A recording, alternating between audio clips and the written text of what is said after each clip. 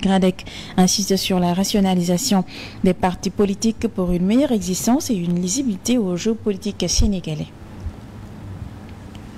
Et le choix de Cheikh Gueye comme facilitateur du dialogue national semble faire l'unanimité, mais il devra être équidistant pour la réussite de ces concertations. L'analyste politique Hassan Samb craint qu'une partie de l'opposition boycotte le dialogue à cause des arrestations relatives à la reddition des comptes. Son éclairage à suivre dans ce journal.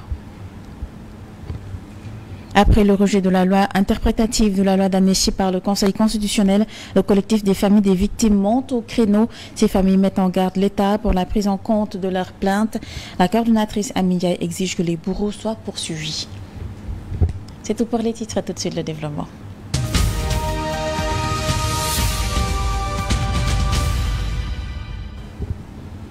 Mesdames et messieurs, bonsoir. D'abord, cette information, les députés sont convoqués en séance plénière le lundi 28 avril 2025 à 10h. L'ordre du jour porte sur l'examen de projets de résolution pour la constitution des commissions ad hoc chargées de statuer sur la demande de levée de l'immunité parlementaire des députés Moussafa Diop et Salimata Diop. Les acteurs politiques, pouvoir, opposition, ainsi que la société civile vont se réunir pendant 6 jours pour discuter sur la réforme du système politique. Ces discussions qui démarrent le 28 mai prochain ont pris forme avec la désignation du docteur Cheikh Gueye comme facilitateur. Un choix qui rassure Babacar Fall, secrétaire général du Gradec. Il prône des concertations inclusives. Voici docteur Cheikh Gueye, le facilitateur désigné du prochain dialogue national, dont son collègue de la société civile Babacar Fall salue la transparence et l'équidistance. Nous pensons que la personne a le profil de l'emploi et qu'il saura, avec disons l'appui en tout cas de la société civile et de l'ensemble disons des parties prenantes, qu'il saura vraiment conduire les destinées donc de ce dialogue national. Du 28 mai au 4 juin, opposition, pouvoir et société civile sénégalaise s'asseyeront autour d'une table. Les travaux auront pour thème général le système politique, comme l'avait annoncé le chef de l'État dans son adresse à la nation le 3 avril dernier. La société civile dit attendre des concertations inclusives. Que tout le monde puisse répondre présent à vraiment ce rendez-vous important et que les gens puissent dialoguer autour, en tout cas, des questions qui ont été identifiées dans les termes de référence qui ont été donc partagés et soumis à tout le monde. L'essentiel, c'est qu'on peut discuter. On peut ne pas être d'accord sur tout, certainement, mais sur des questions essentielles, je pense que nous pourrons trouver un consensus pour améliorer notre système politique. Au menu des discussions, le bulletin unique qui revient à chaque échéance électorale, le statut du chef de l'opposition ou encore la rationalisation des partis, dont le nombre actuel crée un manque de lisibilité du jeu politique et constitue en même temps un frein à leur financement. Toutes ces questions-là, je ne doute pas que qu'on aille vers des consensus, parce que tout le monde est conscient du fait qu'il faut aujourd'hui améliorer donc notre système politique. Il y a également la question du parrainage. Personne n'est contre le parrainage. Peut-être c'est sur les modalités qu'il va falloir peut-être échanger. Babacar Fall propose de poursuivre les concertations, même après le dialogue, en faisant le point sur les consensus et les divergences qui pourront être discutés lors des prochains dialogues. La rationalisation des partis politiques en des termes de référence sur lesquels vont porter ces échanges. Le Sénégal compte pratiquement 400 partis politiques, ce qui est énorme selon Babacar Fall, le secrétaire général du Gradec, estime que leur rationalisation pourrait permettre de les financer et même avoir une éligibilité sur le jeu politique sénégalais. Nous sommes aujourd'hui à peu près à près de 400 partis. Ça disons, créer une sorte de manque de lisibilité même du jeu politique. Vous voyez, lors des élections, on se retrouve donc avec déjà le jeu des coalitions, avec au moins une quarantaine, une cinquantaine de listes. Tout ça, ça fait désordre. Il y a une question importante qui est agitée depuis pratiquement plus de 2 décennies, c'est la question du financement public des partis politiques. Or, si la question de la rationalisation des partis n'est pas réglée, on ne pourra pas financer. Un État qui vraiment peut financer quelque chose comme 400 partis. L'essentiel, c'est qu'on arrive en tout cas à avoir un système politique vraiment, disons, qui réponde vraiment aux normes des standards vraiment internationaux, et qu'on puisse, ma foi, sur cette base-là, savoir qui est qui représente quoi, quel est le poids de chacun, et sur cette base-là, on pourra probablement, disons, définir des critères. Et en prélude au dialogue national prévu le 28 mai prochain, le chef de l'État a choisi comme facilitateur Cheikh Gueye, un choix qui semble faire l'unanimité. Et pour Abdou-Aziz Paye, maire de la commune de Gueule-Tapée Fass Colobane, le choix du président est juste, mais Cheikh Gueye doit être équidistant. Pour plus de clarté, nous l'écoutons. C'est une vaste concertation qui réunira les différentes couches de la société sous la supervision du docteur Cheikh Gueye, choisi comme facilitateur par le chef de l'État. Pour Abdou-Aziz Paye, maire de la commune de Gueule-Tapée Fass Colobane, la personne choisie doit être équidistante des composantes du dialogue national. Ce qu'il faudrait noter, c'est que quand fois qu'il s'agit de parler de dialogue national, en réalité, on a cherché un nombre d'expériences qui connaît l'État d'abord et qui connaît les rouages de l'État. Et c'est pourquoi, je crois que sur le dernier dialogue national, c'est Moustapha Niasse même qui a pu le présider. Bon, maintenant, on verra, peut-être que le choix du président est un choix justifié. Ce dialogue convoqué par le chef de l'État se veut inclusif sous le thème « Système politique sénégalais ». Le débat s'articulera autour de 10 axes, appelant ainsi à des réformes profondes et durables du système politique sénégalais. Il faut que l'on fasse l'état de la situation du dernier dialogue politique, dialogue national qu'il y a eu dans ce pays, parce qu'il y a eu un dialogue national quand même. Je crois qu'au temps de Macky Sall, on a eu un dialogue national qui a été présidé par Moustapha Niasse et des conclusions ont été faites. D'abord, il faudrait reprendre toutes ces conclusions-là et voir qu'est-ce qu'il y a eu comme application, oui ou non d'abord. Parce qu'il faut faire le diagnostic. Mais malheureusement, au Sénégal, on ne fait jamais le diagnostic de l'existant d'abord. Et ensuite, sur la base du diagnostic de l'existant, voir quelles sont les nouvelles orientations que nous devons prendre par rapport à ça pour régler les problèmes des Sénégalais. Plusieurs questions à débattre, notamment la problématique de l'emploi et de l'employabilité des jeunes. Le problème du chômage des jeunes. Comment devrons-nous aujourd'hui faire pour résorber le chômage des jeunes? Parce que l'État n'a pas pour vocation de créer de l'emploi, mais de créer les conditions de l'employabilité pour permettre à nos jeunes-là aujourd'hui d'avoir de l'emploi. Selon lui, ce mouvement souhaite bien prendre part à ce dialogue avec des propositions bien précises sur les questions de l'heure.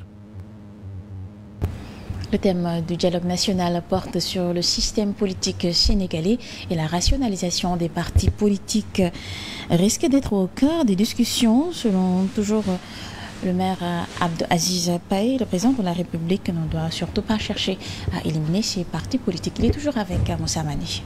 Si nos gouvernements arrêtent de financer les partis politiques de façon occulte, mais le problème est déjà réglé, parce que celui qui n'a pas les moyens de faire fonctionner son parti politique, il disparaît de fait. Oui, il faut questionner la chose. Aujourd'hui, aux États-Unis, il y a plus de 400 partis politiques. Mais on ne parle que du Parti républicain et du Parti démocrate. Aujourd'hui, il y a combien de partis en France? Parce que c'est régi par la loi de 1905. C'est le régime de l'association. Donc les gens sont libres de se créer en association, c'est une liberté. Mais il faudrait que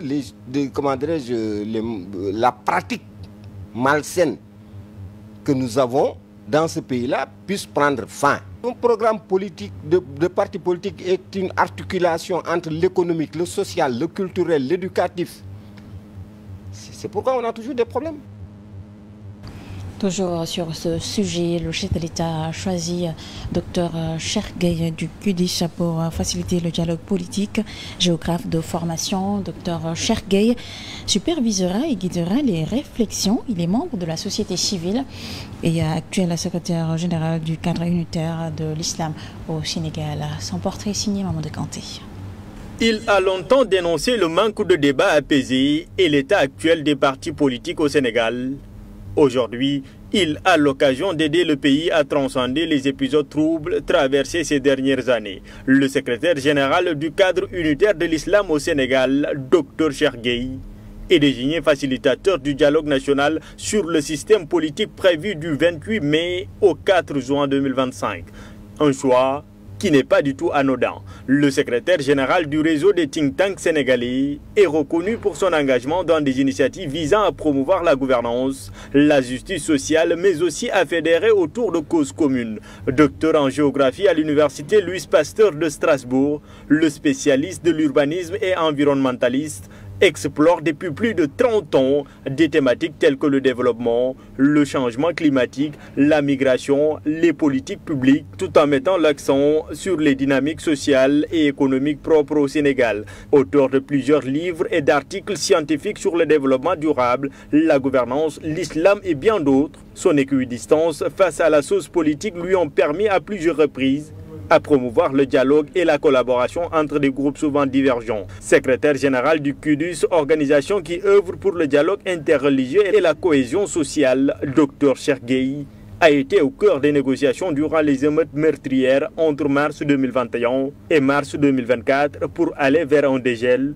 entre pouvoir et opposition. Et comme tout bon samaritain, il a été également avec le CUDUS l'un des artisans d'un pacte de non-violence, une charte qui devait amener les acteurs politiques à s'engager dans la recherche de la paix et de la stabilité dans le pays en perspective de la présidentielle. Toutefois, la charte n'a pas été agréée par l'opposition, qui dans sa quasi-totalité a résigné à la signer. S'il est vrai que Dr Cheikh Gueye n'est pas dans un terrain inconnu, cependant, il a désormais la lourde responsabilité de faciliter la tenue du dialogue national dans un contexte où opposition et pouvoir se regardent en chien de faïence. Le dialogue national prévu le 28 mai prochain va se tenir dans un contexte très tendu, marqué par des tensions dans le landerneau politique sénégalais. Hassan Samb craint qu'une partie de l'opposition boycotte ces concertations à cause des arrestations relatives à la reddition des comptes. Et pour Mamadou Sy Albert, ces assises viennent à son heure car le peuple sénégalais a besoin de se réconcilier avec lui-même. Le système politique sénégalais sera au cœur du dialogue politique prévu fin mai prochain. Ces concertations se tiennent dans un contexte tendu, marqué par de fortes rivalités entre opposition et pouvoir. Le chef de l'État veut trouver des solutions à des questions qui sont jusque-là source de divergence. Mais selon Hassan Samb, analyste politique, certains obstacles risquent de compromettre la réussite de ce dialogue. Ce qui va maintenant obstruer le dialogue, ce sont plutôt les poursuites judiciaires. Voilà. Les poursuites judiciaires, la reddition des comptes, ça créera des obstacles réels. Les emprisonnements, les arrestations, voilà, c'est ça qui va justement, il risque effectivement d'entraver le dialogue. Le Sénégal a traversé une crise politique inédite entre 2021 et 2024. Ces assises sont une belle opportunité pour réconcilier le peuple, estime Mamadou Sy Albert.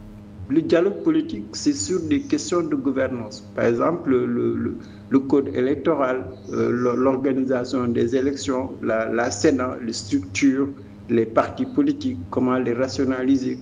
Maintenant, l'autre type de débat, c'est tous ces problèmes dont on parle, les événements. Il y a eu des tortures, il y a eu des crimes de sang, il y a eu beaucoup de blessés, il y a eu beaucoup de dégâts matériels.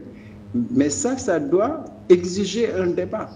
Depuis un certain temps, de nouveaux leaders émergent au sein de l'opposition sénégalaise. C'est le cas de Thierno Alassane Sall, dont Hassan Samb salue le leadership.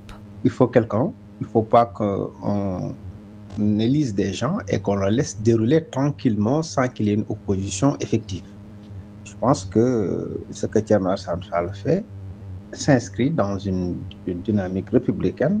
Selon ces analystes politiques, ce genre d'initiative qui manquait à l'opposition pour faire front contre le pouvoir est une bonne chose pour la démocratie sénégalaise. De Mumbai, pendant que le débat politique est alimenté par le rejet de la loi interprétative de la loi d'amnistie par le Conseil constitutionnel, les familles des victimes des manifestations politiques continuent de crier leur douleur. Elles remettent sur la table leurs plaintes pour que justice soit faite. La coordonnatrice Ami Ndiaye espère que les acteurs seront traduits en justice. Si la clarification de la loi d'amnistie oppose encore et toujours la classe politique, la décision du Conseil constitutionnel semble en revanche faire que des heureux du côté des victimes des événements. Parmi ceux qui crient victoire, le collectif des familles des victimes. La coordinatrice, jointe par vidéoconférence, ne cache pas son soulagement. Elle, qui a perdu son petit frère le 4 mars 2021 aux Parcelles Assainies. C'est sidérant de voir des gens perdre la vie pour des motivations politiques et que justice ne soit pas rendue.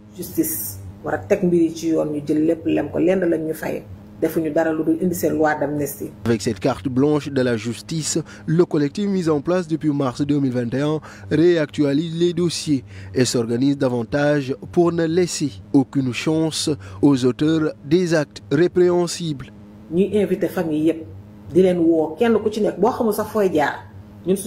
Nous invitons toutes les familles des victimes à se rapprocher du collectif. Nous vous mettrons en rapport avec Amnesty International pour qu'un avocat soit mis à votre disposition, comme ce fut le cas avec nous, bien que la plupart de nos plaintes dormaient dans des tiroirs.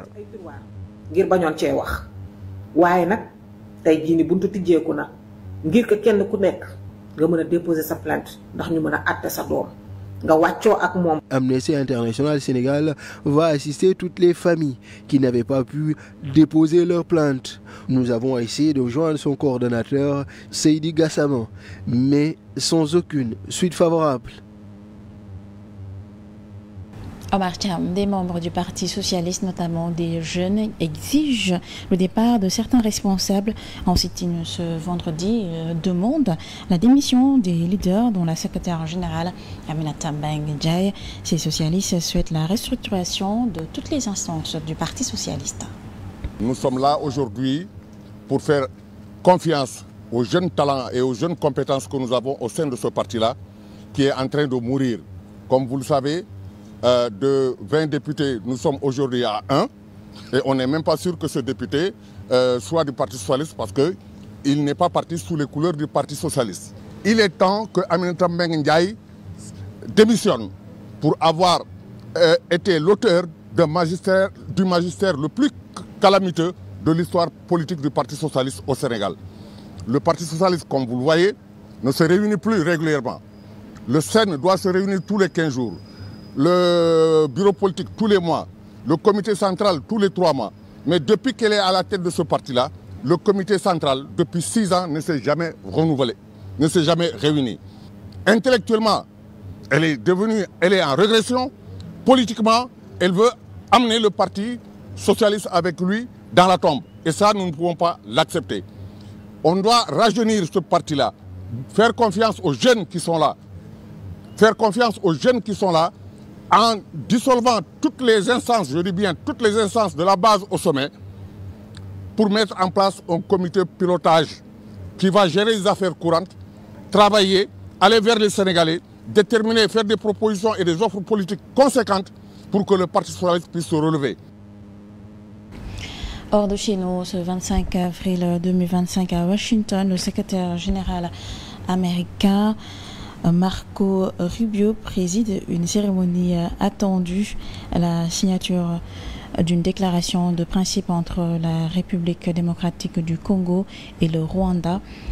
L'objectif affiché est de poser les bases d'un cessez-le-feu durable dans une région secouée par des décennies de conflits.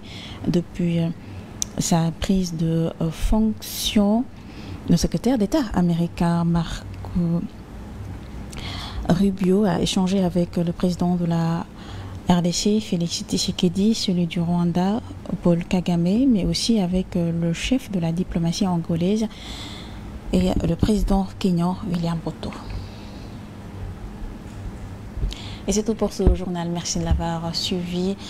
Ce soir, l'invité de MNF revient. Passez d'excellents moments en compagnie de nos programmes. Au revoir.